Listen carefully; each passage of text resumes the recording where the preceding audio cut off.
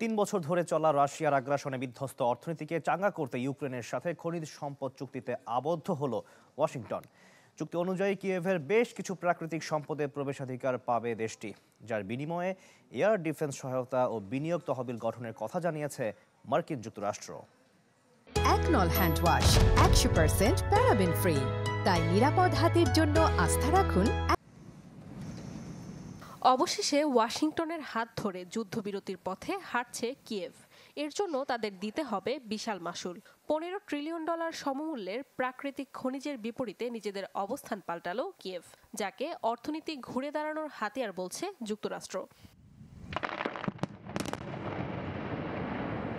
নবায়নযোগ্য জ্বালানি, প্রতিরক্ষা খাত ও ভারী শিল্প কাঠামোর জন্য গুরুত্বপূর্ণ গ্রাফাইট, টাইটানিয়াম ও লিথিয়ামের মতো খনিজের বিশাল মজুদ রয়েছে ইউক্রেনে।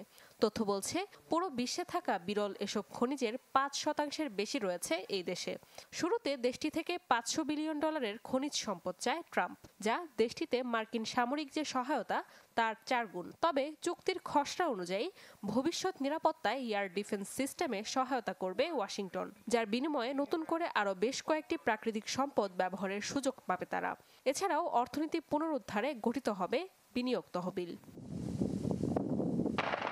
যুক্তরাষ্ট্রের ট্রেজারি বিভাগ এক বিবৃতিতে জানায়, অংশীদারিত্ব সমানে সমান হলেও মালিকানা থাকবে কিয়েভের হাতেই।